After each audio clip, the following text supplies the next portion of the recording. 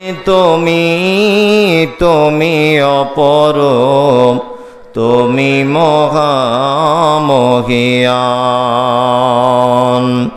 ধরণীর বুকে পেতেছ যতনে সবুজ গালিচা খানি, নয়ন জোড়াই রূপালি যোচনা ফুলের মধু হাসি। এতে যে সবার সম অধিকার, দূর নীলিমা গায় পাখির কুজন নদীর কলতান, সবই তোমার দান। এই জগতের যত সুন্দর, সবই তোমারই দান। সুন্দরী তুমি তুমি অপরূপ, তুমি মহামহিয়ান।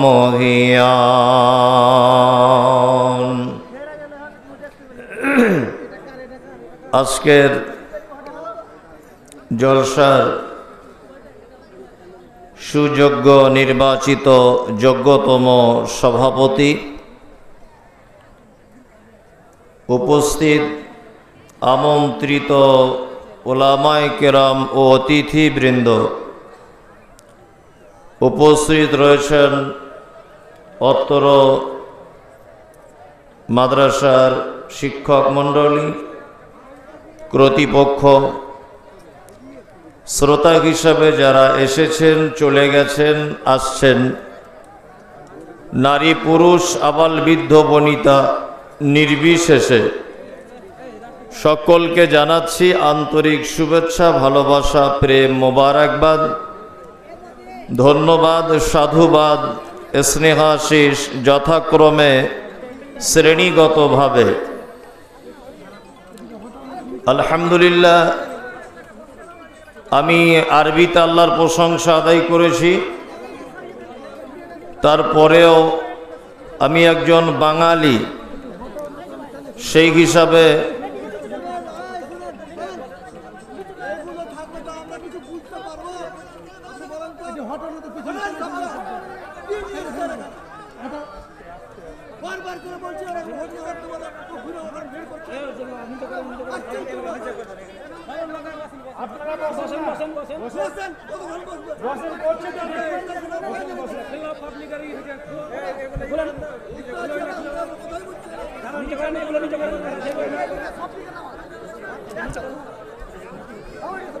এই নিচু করে দাও, নিচু করো, নিচু করে দাও।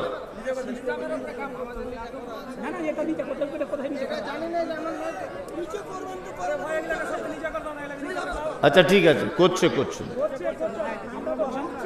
করছে করছে দাঁড়ান, ওরম করিয়ে করছে করছে করছে করছে দাঁড়ান। এই তাড়াতাড়ি নিচু করো,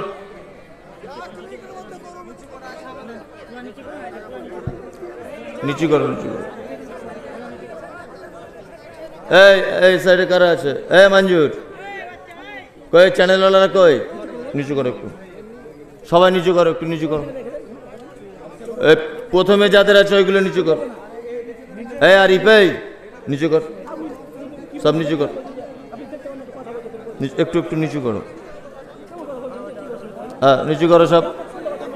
আচ্ছা দাঁড়ান, আপনারা বলিও, ওরা করছে। নিচু করে দাও, নিচু করে দাও। আরে নিচু করে দিলেও তো ভিডিও হয়। ঠিক আছে, ঠিক আছে, শুক্রিয়া শুক্রিয়া। আচ্ছা ঠিক আছে, একটু একদিনের ব্যাপার, একটু এ করে নেন, অসুবিধা। জি, আমি আগে হটে গেলে আবার ওরা সব আবার উঠবে, অনেক ব্যাপার আছে। আমি আগে গেলেই ওরা আবার সব উঠবে, উঠে আবার ফের আমাকে সেটিং করবে। যাই হোক, একটু মানিয়ে নেন, একটু হয়ে গেছে, অনেকটা নিচু হয়েছে। জি শুক্রিয়া, বসে যান। জি আচ্ছা এই হটে যাও, তোমরা হটো, পাবলিক অসুবিধা করছে, তোমরা বসে যাও, ওখানে বসো, বসো সব বসো, এই ইউটিউবাররা বসে যাও। জি আলহামদুলিল্লাহ, এতক্ষণ পর্যন্ত আপনারা অনেক আলেম ওলামাদের কাছ থেকে কোরআন এবং হাদিসের আলোকে অনেক কথাবার্তা শুনেছেন। আমিও পবিত্র গ্রন্থ মুকুট আল কোরআনুল কারীমের খুব পরিচিতি একটি সূরা, সূরাটির নাম হচ্ছে সূরায়ে কলম। এই 29 পারাতে সূরাটি আছে। এই সূরাটি আপনাদের সামনে তেলাওয়াত করেছি। শুধুমাত্র আমি পবিত্র আল কোরআনে আল্লাহ সুবহানাহু ওয়া তাআলা এই সূরার ভিতরে কি বলতে চেয়েছেন ওটার বাংলা বলে দিয়ে চলে যাব। তবে তার আগে একটা কথা বলে রাখছি, সেটা হচ্ছে এই পৃথিবীতে কোরআনের থেকে ভালো কথা, কোরআনের থেকে ভালো বক্তব্য আর কোনো বক্তব্য আছে? নাই, আর কোনো বক্তব্য নেই। পবিত্র আল কোরআনে হযরত মুহাম্মদ সাল্লাল্লাহু আলাইহি ওয়াসাল্লামের উপরে যতটি আয়াত বা সূরা অবতীর্ণ হয়েছে তার পিছনে একটা কারণ, একটা ঐতিহাসিক প্রেক্ষাপট লুকিয়ে আছে, যেগুলো হয়তো আমরা সকলেই জানি না, আর জানলেও হয়তো ভুলে গেছি। পবিত্র আল কোরআনে অনেক রকমের নামে সূরা অবতীর্ণ করা হয়েছে, অনেক নামে।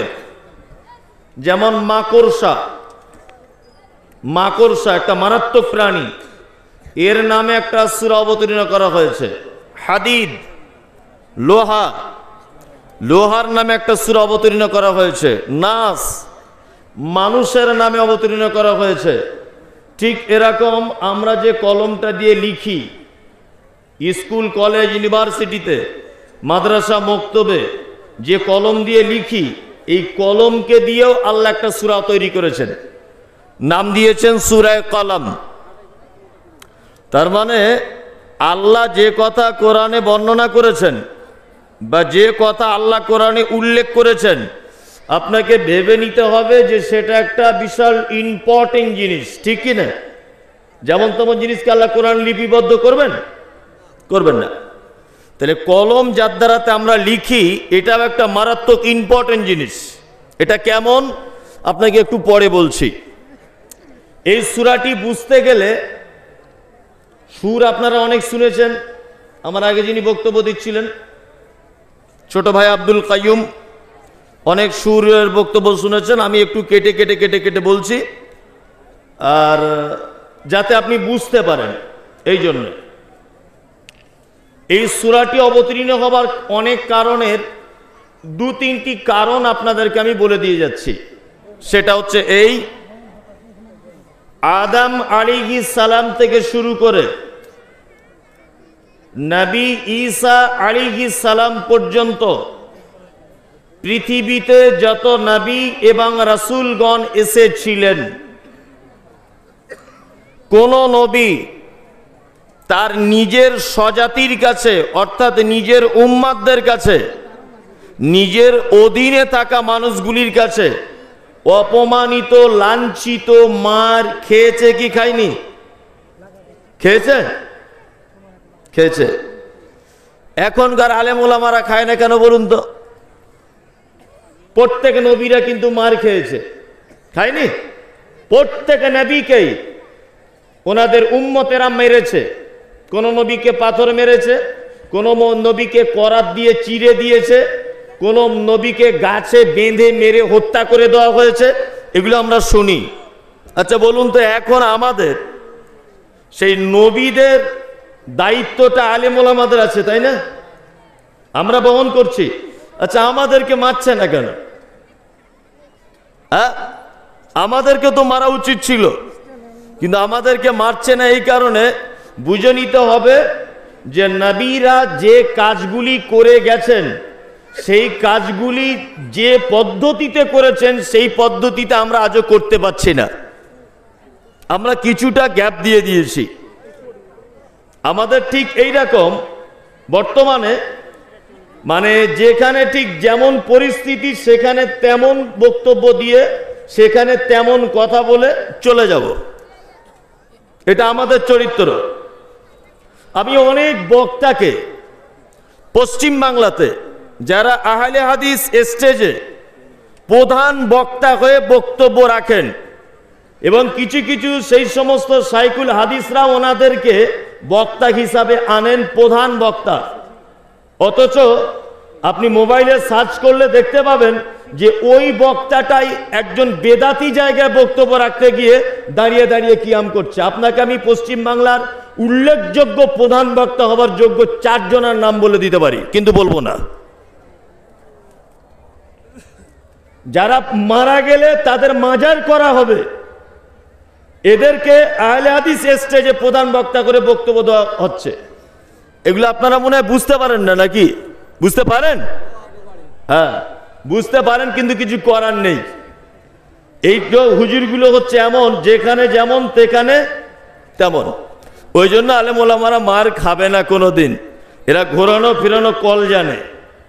যাই হোক, সর্বশেষ এবং চূড়ান্ত নবী নাম হযরত মুহাম্মদ সাল্লাল্লাহু আলাইহি ওয়াসাল্লাম আরব দেশে জন্মগ্রহণ করেছিলেন। আর যে জায়গাটায় জন্মগ্রহণ করেছিলেন এই জায়গাটার নাম হচ্ছে মক্কা। হযরত মুহাম্মদ সাল্লাল্লাহু আলাইহি ওয়াসাল্লাম 40 বছর বয়সে নবুয়তি পেয়েছিলেন। এই 40 বছর পর্যন্ত আল্লাহ নবী সাল্লাল্লাহু আলাইহি ওয়াসাল্লামকে একজন কেউ মেরেছে, একজন কেউ কটু কথা বলেছে, আপনি ইসলামিক ইতিহাসে তার প্রমাণ করতে পারবেন না। পারবেন? কারো জানা আছে?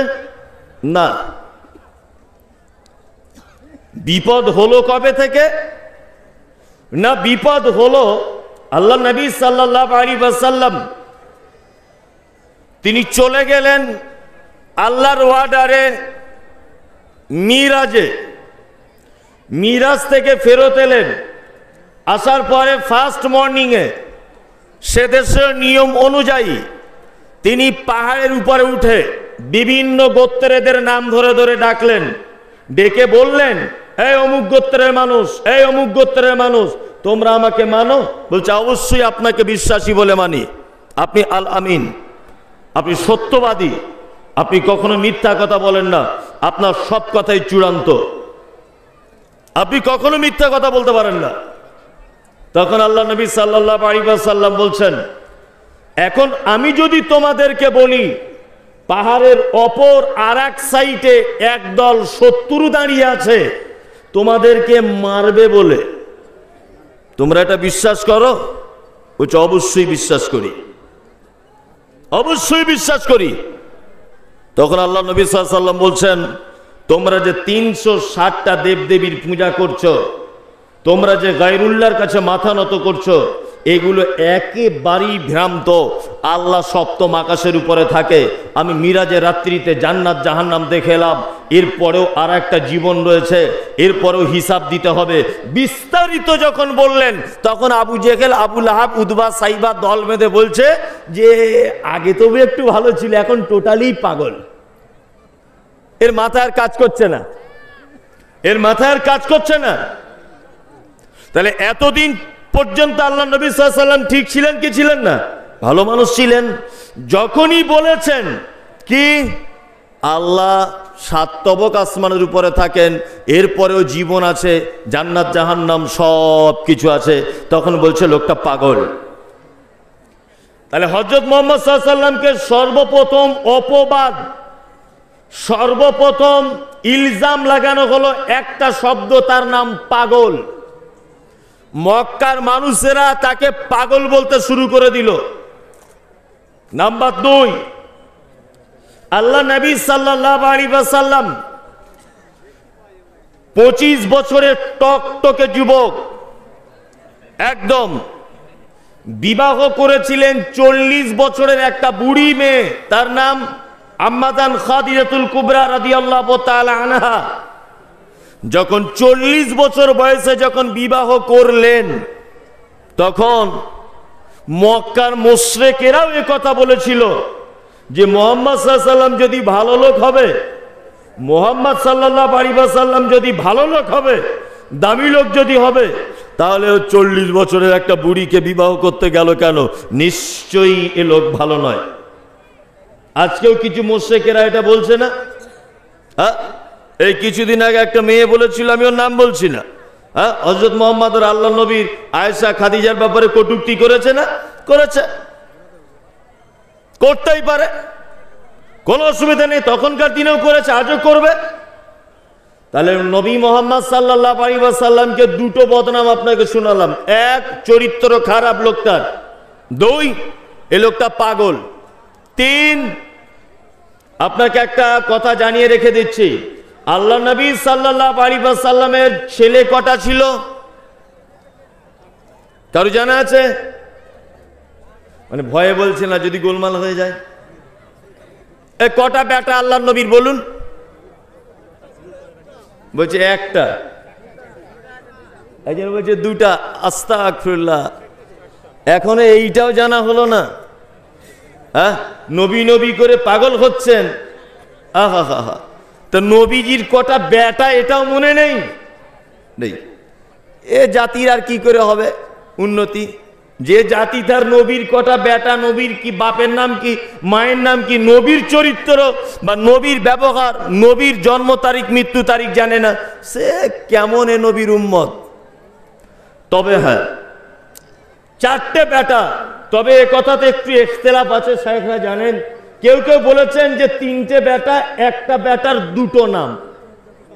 কেউ কেউ বলেছেন যে তিনটে বেটা, একটা বেটার দুটো নাম। তবে আমি যা এই পর্যন্ত ছোট বিদ্যাতে পড়াশোনা করছি, বা যা ইন্টারনেট, মোবাইল, হাদিস, কোরআন ওয়েবসাইটে গিয়ে যা দেখছি, একদম নির্ভরতার সাথে এটা আমার জানা মতে, আমার গবেষণা মতে চারটেই বেটা। কেউ কেউ বলেছেন যদিও তিনটে বেটা, একটা বেটার দুটো নাম। বেটি কটা? চারটে, তাই তো? আচ্ছা, হযরত মুহাম্মদ সাল্লাল্লাহু আলাইহি ওয়াসাল্লাম যতদিন বেঁচে ছিলেন, একটা বেটাও বেঁচে ছিল জানা আছে? হ্যাঁ, বেঁচে ছিল না। বেটি, তিনজন বেটি মারা গেছে, একজন বেটি আল্লাহ নবী সাল্লাল্লাহু আলাইহি ওয়াসাল্লামের বড় পিয়ারা, নাম তার ফাতেমা। এই ফাতেমা আল্লাহ রসুল ওফাতের 6 মাস পরে মারা গেছেন। যখন চারটে বেটা যখন পর পর পর পর মারা গেল, তখন বেঈমান মুশরিকেরা মক্কার, তারা বলতে লাগলো, মুহাম্মদ সাল্লাল্লাহু আলাইহি ওয়াসাল্লাম, আপনাদের গ্রামে একটা লোকের যদি একটাও বেটা যদি না থাকে, তাহলে আমরা কি বলি? বাঁঝা। বাঁঝা বলি না? বাঁঝা। তো হযরত মুহাম্মদ সাল্লাল্লাহু আলাইহি ওয়াসাল্লামকে একটা উপাধি দেওয়া হলো নতুন করে, আবতার, মানে বাঁঝা, মানে বংশের প্রদীপ জ্বালাবার লোক নেই। তখন আবু জেহেল, আবু লাহাব বড় আনন্দিত। কি আনন্দিত? যে ওরে বাবা, তাহলে মুহাম্মদ মারা গেলেই এই ইসলাম নামক এই ধর্মটা পৃথিবী থেকে মুছে যাবে, কারণ এর তার কোনো বেটা নেই। আর তো কোনো বেটা নেই যেইটাকে চালু রাখবে। বেটা আছে? নেই। আজকে এই কথা আমি বলতে গিয়ে সোশ্যাল মিডিয়াতে শুধু হুমকি খাচ্ছি। আমি বলেছি এই যে আল্লাহ সুবহানাহু ওয়া তাআলা নবীর চারটে বেটাকে মেরে দিলেন কেন? এর ভিতরে একটা লজিক আছে, এটা আপনি কোনোদিন চিন্তা ভাবনা করেননি। এতে মারাত্মক একটা লজিক, সেটা হচ্ছে এই। আচ্ছা বলুন তো, আমাদের নবী মুহাম্মদ সাল্লাল্লাহু আলাইহি ওয়াসাল্লাম পৃথিবী থেকে চলে গেছেন, আর কোন নবী আসার সম্ভাবনা আছে? Yes no? আছে না? নবী কেউ আসবে না। আসবেন ইমাম মাহদি, আসবেন ঈসা আলাইহিস সালাম আসবেন, ওটা আলাদা প্রেক্ষাপট, কিন্তু শেষ নবী হিসাবে আর কেউ আসবেন না। আল্লাহ নবীকে দিয়ে নবুয়তের চ্যাপ্টারটাকে টোটালি সমাপ্তি ঘোষণা করা হয়েছে, আর দ্বিতীয় কেউ নবুয়ত নতুন করে পাবে না। আল্লাহ সুবহানাহু ওয়া তাআলা বেটাগুলোকে সাথে সাথে মেরে দিলেন। কারণ কি? কারণ হচ্ছে এই, একটা কথা আছে যে অতি ভক্তি চোরের লক্ষণ। আমি একটা কথা বলি, আগেও বলেছি সোশ্যাল মিডিয়াতে, আজও বলছি, সেটা কি? পৃথিবীতে একটা ব্যবসা আছে, চিটিংবাজি ব্যবসা, তার নাম হচ্ছে পীরের ব্যবসা। কি বললাম বুঝলেন তো? এদের পরম্পরা এমন একটা সিস্টেমে চলে এসেছে, দাদু পীর, বেটা পীর, পোতা পীর, ওর সবাই পীর। তার মানে বুঝতে পারা গেল যে পীর হতে গেলে কিছু শিখতে হয় না, ওদের ঘরে জন্ম নিলেই পীর হওয়া যায়, তাই তো? ওদের ঘরে জন্ম নিলেই পীর হওয়া যায়। এবার আপনাকে একটা কথা বলছি, খুব মন দিয়ে শুনুন। মুহাম্মদ সাল্লাল্লাহু আলাইহি ওয়াসাল্লামের বেটাগুলো মারা গেল, তার একটা কারণ হচ্ছে এই, আল্লাহ খুব ভালো রণকৌশল জানেন যে যদি নবীর বেটাগুলোকে বাঁচিয়ে রাখা হয়, আর নবী যারা প্রেমিক, নবীকে যারা ভালোবাসে, নবীর অনুপস্থিতিতে এরা ওই বেটাগুলোকে নবীর আসনে বসিয়ে দিবে, এই জন্য আল্লাহ কৌশল করে আগে বেটাগুলোকে তুলে নিলেন। বুঝাতে পেরেছি? হ্যাঁ, চলুন তাহলে নবী মুহাম্মদ সাল্লাল্লাহু আলাইহি ওয়াসাল্লামকে বদনাম দেওয়া হলো মূল কটা? তিনটা। এক নম্বরে হচ্ছে পাগল, দুই নম্বর হচ্ছে চরিত্রহীন, তিন নম্বর হচ্ছে আবতার, অর্থাৎ ওর বংশপালা কেউ নেই, ওর শিকড় কেটে গেছে, ওর প্রদীপ জ্বালাবার লোক নেই, যেটা গোদা বাংলাতে আপনাকে বলে দিলাম। আল্লাহ নবী সাল্লাল্লাহু আলাইহি ওয়াসাল্লাম খুব বড় চিন্তিত ছিলেন। আল্লাহ সুবহানাহু ওয়া তাআলা পবিত্র কোরআন দিয়ে তার জবাব দিলেন। মক্কার মুশরিকদের জবাব দিলেন কি দিয়ে? কোরআন দিয়ে জবাব দিলেন। এই সূরার ভিতরে আল্লাহ সুবহানাহু ওয়া তাআলা এই তিনটি কথাকে খণ্ডন করছেন, নবী মুহাম্মদ সাল্লাল্লাহু আলাইহি ওয়াসাল্লামের পক্ষে হয়ে বেঈমান মুশরিকদেরকে জবাব দিচ্ছেন। কি জবাব দিচ্ছেন? এই দেখুন, সর্বপ্রথম আল্লাহ তাআলা বলছেন নুন ওয়াল কলামি ওমা ইয়াসতুরুন। পবিত্র আল কোরআনে 29টি সূরার ভিতরে এই রকম শব্দগুলো এসেছে, নুন, ইয়াসিন, কফ, আলিফ লাম মিম, আলিফ লাম র, কাফ হা আইন সাদ, ত সিন, ত হা, এরকম সূরা নেই প্রথমে? এইগুলোকে বলা হয় হুরুফে মুকাত্তিআত, বাংলাতে বলা হয় বিচ্ছিন্ন অক্ষরমালা। এর মানে মতলব কি? আল্লাহ নবী সাল্লাল্লাহু আলাইহি ওয়াসাল্লাম জানতেন না, সাহাবায়ে কেরামগণ জানতেন না, আপনাদের মাদ্রাসার শাইখুল হাদিস জানবে না, আমিও মুমতাজুল ইসলাম জানি না। এটা আল্লাহ ভালো জানে, এটা আমিও জানি না, আমারও জানার বাইরে। আল্লাহ তাআলা বলছেন অল কলম, আমি কসম করে বলছি কলমের। তারপরে ওমা ইয়াসতুরুন, এবং তা দিয়ে যেটা লেখা হয়েছে সেই লেখাটার কসম করে বলছি। এবার আপনাকে একটা কথা বলে রাখছি, আচ্ছা বলুন তো, বর্তমান আপনাদের গ্রামে বা আমাদের এলাকায় বা আমাদের রাজ্যে সব থেকে দামি জিনিস কি? সোনা, তাই না? সোনা, হীরা, মণিমুক্তা, জমি জায়গা, এগুলো তো সবচেয়ে দামি জিনিস। আল্লাহ সুবহানাহু ওয়া তাআলা দামি অদামি এটা বিবেচনা করলেন না, ওর কি গুণ আছে এইটাকে বিবেচনা করে বলছেন কলাম, কলমের কসম, যেটা দিয়ে আমরা লিখি। কলমের কত অবদান জানা আছে? জানা নেই। আচ্ছা বলুন তো, সারা পৃথিবীর সর্বপ্রথম আল্লাহ কি সৃষ্টি করেছেন? কে? কলম। সৃষ্টি করার পরে বলছেন তুমি লেখো। কলম বলছে কি লিখবো? বলছে সারা পৃথিবীতে যা কিছু ঘটবে কিয়ামত পর্যন্ত সব লিখতে থাকো, সব লিখতে থাকো। কলমের আর একটা বৈশিষ্ট্য আছে। কি বৈশিষ্ট্য? আচ্ছা এটা আপনারা জানেন যে ইমাম আবু হানিফা জন্মগ্রহণ করেছিলেন 80 হিজরিতে, মারা গেলেন 150 হিজরিতে। ইমাম শাফি জন্মগ্রহণ করেছেন 150 হিজরিতে। আচ্ছা আপনাকে এই দুটো একটা কথা বলে বোঝাতে চাচ্ছি, 150 হিজরিতে আবু হানিফা মারা গেলেন, জন্ম হলেন 80 হিজরিতে। আচ্ছা বলুন তো, 80 হিজরিতে কোনো ক্যামেরা আবিষ্কার ছিল? ছিল না। 80 হিজরিতে কোনো ছাপাখানা ছিল? আবিষ্কার হয়েছিল? হলো না। তাহলে আবু হানিফা কি কথা বলেছেন, তিনি কি বই লিখেছেন, তিনি কোন স্কুলে পড়তেন, তিনি কতটা হাদিস জানতেন, ওনার বেটা কটা, ওনার বেটি কটা, ওনার বাপের নাম কি, মায়ের নাম কি, কেন নাম রাখা হলো আবু হানিফা, ওনার আসল নাম তো নোমান বিন সাবেত, এইসব ইতিহাস টোটালে আপনি বলুন তো কিসের মাধ্যমে জানতে পারলেন? কিসের মাধ্যমে? কলম। তখন হয়তো এরকম টেপা কলম ছিল না, দাওয়াতের কালি নিয়ে মানুষ বাঁশের কুঞ্চি দিয়ে কলম বানিয়ে লিখত তো, সেটাও কলম।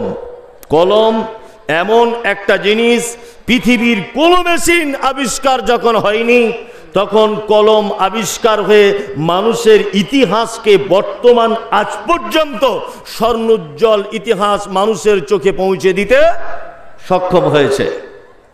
এটা কলমের অবদান। নাম্বার 2, অমায়াস্তুরুন, তার মাধ্যমে যেটা লেখা হয়েছে। এবার আপনাকে একটা কথা মাঝখানে বলে রাখছি, খুব জ্ঞান সম্পূর্ণ মানুষ আপনারা অবশ্যই আমার এই কথাটা বোঝার চেষ্টা করিয়ে। আচ্ছা বলুন তো, পবিত্র আল কোরআন অবতীর্ণ হওয়ার আগে কোরআন কোথায় রাখা ছিল? কোথায়? এরা কিছুই বোঝে না। একটু তো মানুষ বলবে যে লাউহে মাহফুজে, তাই তো? লাউহে মাহফুজে, লাউহে মাহফুজে কোরআন রাখা ছিল। আচ্ছা লাউহে মাহফুজটা কেমন বা কি, এটা কারো জানা আছে? নাই। যে হ্যাঁ বলছে একটা ঘর আছে, এখন ঘরটা ইটের না সিমেন্ট দেওয়া না মাটির গাঁথুনি, এটা তো জানতে হবে। হ্যাঁ বলছে লাউহে মাহফুজ মানে একটা ঘর। আসলে কি বলবো এসব কথা? এখন তো কোরআনেরও অপব্যাখ্যা করা হচ্ছে, হচ্ছে না? কোরআনের অপব্যাখ্যা করা হচ্ছে। পরশুদিন একটা হুজুর বক্তব্য রাখছে, কি বক্তব্য দিচ্ছে? বলছে নুনাজ্জিলু মিনাল কোরআন মা হুয়া শিফাউন ওয়া রাহমাতাল লিল মুমিনিন। আল্লাহ পবিত্র কোরআনের ভিতরে বলেছেন, কি বলেছেন না, কোরআন এমন কিছু বিষয় অবতীর্ণ করেছি যেগুলো মানুষের জন্য শিফা, আরোগ্য, ঔষধ, আর মোমেনদের জন্য কোরআনটা করুণা। তো হুজুর বক্তব্য রাখতে রাখতে বলছে মমতাজুল ইসলাম বলেছে তাবিজ দেওয়া শিরিক। ও কি কিছু বোঝে? তাবিজ দেওয়া শিরিক, বিয়াদব কোথাকারে। আল্লাহ বলেছে কোরআনের শেফা, তাবিজ লিখতে হবে। এই যে আল্লাহ যে বলেছে নুনাজ্জিলু মিনাল কোরআন মা হুয়া শিফা, কোরআন মানুষের আরোগ্য দান করে, এটা একটা ঔষধ। কি বললাম বুঝলেন না? আর হুজুর ব্যাখ্যা করেছে ঔষধ মানে, বলছে কোরআনের আয়াত লিখে হাতে কোমরে মাজাতে বেঁধে দাও, ভালো হয়ে যাবে। এটা ও নিজের মতো করে ব্যাখ্যা করেছে, কিন্তু গরু জানে না যে এখানে শিফা বলতে কি বোঝানো হয়েছে। আচ্ছা বলুন তো, ব্যভিচার, এই ব্যভিচার একটা সমাজের রোগ কি রোগ নয়? রোগ তো, রোগ। এই রোগের ঔষধ কি? কোরআন এ রোগের ঔষধ দিচ্ছে। যদি বিবাহিত নারী পুরুষ যদি কেউ ব্যভিচার করে, তাহলে কোমর পর্যন্ত পুঁতে দিয়ে ফাঁকা ময়দানে যারা ইট পাথর মারবে তাদের অন্তরে যেন দয়াটুকু যেন না হয়, ফাঁকা ময়দানে তাকে ইট পাথর মেরে মেরে দিতে হবে। আচ্ছা বলুন তো, আপনাদের হরিশ্চন্দ্রপুর থানার আন্ডারে যদি এই রকম 3 জন নারী পুরুষকে যদি ফাঁকা ময়দানে জেনা করার কারণে যদি তাকে কোমর পর্যন্ত পুঁতে দিয়ে ইট পাথর ঢিল মেরে যদি মেরে দেওয়া হতো, তাহলে জেনা বলে এই রোগটা কমতো না বাড়তো? কমতো। আল্লাহ বলেছে এই রোগের ঔষধ কোরআনে ভরে দিয়েছি। কি বলছে বুঝতে পারছেন না? এই রোগের ঔষধ কোরআনে বলে দিয়েছে আমি। আল্লাহ সামাজিক এই সমস্ত রোগের কথা এখানে বলতে চেয়েছেন। আর হুজুর বলছে যে আল্লাহ বলেছে তাবিজ দিতে হবে, মমতাজুল ইসলাম বলেছে তাবিজ দেওয়া শিরক, ওকে ধরে আন কাটবো মারবো, এই করছে শুধু। মানে গরু কিছু বুঝাই না। লাউহে মাহফুজ, এই যে একজন বলছেন একটা বিশাল ঘর, তা ঘরটা কি বালি সিমেন্ট দিয়ে তৈরি না কি দিয়ে? এগুলো জানতে গেলে আপনাকে বড় বড় লেখকের বইপত্র পড়তে হবে, খুব বড় বড় মাপের বইপত্র পড়তে হবে আপনাকে। এখন আমরা একটা বিভ্রান্তিতে আছি না? কি বিভ্রান্তিতে? এই মইনুল মাওলানা এই ফতোয়া দিচ্ছে, ওই সবুর মাওলানা এই ফতোয়া দিচ্ছে, ওই আব্দুল গফফার এই ফতোয়া দিচ্ছে। কেউ বলছে টাকা দিয়ে ফেতরা দাও, কেউ বলছে খাদ্য দিয়ে দাও। অনেক দ্বন্দ্বের মধ্যে আছি না আমরা? আছি কি আছি না? এ দ্বন্দ্ব কিয়ামত পর্যন্ত মিটবে না। একটা কাজ করলে মিটবে, একটা কাজ। যদি বলছেন কেমন করে, এই দেখুন আমি আপনাকে বলে দিচ্ছি। একটা ডাক্তারবাবু বলেছে রুগীকে যে তোমাকে ভাই এই রোগ যদি সারাতে চাও খাঁটি দুধ পান করো, খাঁটি দুধ। এখন এই গোয়ালার কাছে দুধ নেয় প্রতিদিন 50 টাকার করে, ভালো করে বুঝবেন, 50 টাকার করে দুধ নেয়। তো একদিন দুধ নিয়েছে, উপরে সর বসে গেছে, সর বুঝেন তো, সর বসেছে। দ্বিতীয় দিন আর সর বসছে না। তা লোকটা গোয়ালাকে জিজ্ঞেস করছে, ভাই প্রথম দিনের দুধ কি খাঁটি ছিল? তখন গোয়ালা বলছে ওটা কাস্টমার ধরতে গেলে খাঁটি দুধ দিতে হয়, দ্বিতীয় দিন থেকে হালকা পানি মিশাই। তো এ তখন বলছে যে তাহলে ভাই দুধে ভেজাল, ডাক্তার তো বলেছে খাঁটি মাল খেতে, তাহলে তো ভেজাল হয়ে যাচ্ছে। ও বলছে তাহলে এক কাজ করি, আমি ওই মাদার ডেয়ারির দুধ খাই। মাদার ডেয়ারির দুধের প্যাকেট লেখা আছে যে 100% পিওর, কোনো ভেজাল নেই। যাতে দেখবেন 100% পিওর লেখা থাকবে, ভেবে নেবেন তাতে 20% ভেজাল থাকবে। যাতে লেখা আছে, ওরও সন্দেহ হচ্ছে। কি সন্দেহ হচ্ছে? সন্দেহ হচ্ছে তাহলে মাদার ডেয়ারি তো ভেজাল। রেড কাউ বলছে রেড কাউ ভেজাল। ও আজকে 1 মাস খাঁটি দুধ খুঁজে খুঁজে বেড়াচ্ছে, খাঁটি দুধ আর পায় না, খাঁটি দুধ পায় না। দুধ খুঁজতে গিয়ে 1 মাস টাইম পার হলো, প্লাস 2-5 হাজার টাকা খরচা করে দিল শুধু খাঁটি দুধ খোঁজার জন্য। আচ্ছা বলুন তো, এ বোকা লোকটা যদি এই 6,000 টাকা দিয়ে হরিশ্চন্দ্রপুর গরুর হাট থেকে যদি একটা মোড়া মতো লড়বড়ে গাই যদি কিনে আনতো, ওই গাইটা যদি বাড়িতে রাখতো, তাহলে এই লোকের পিওর দুধের আর অসুবিধা হতো? কথা বলুন, হতো না। তাহলে আমরা গাই পুষতে রাজি নয়, পিওর দুধ খেতে খুব ভালোবাসি। আমরা বইপত্র পড়তে রাজি নয়, অথচ সঠিক ইসলাম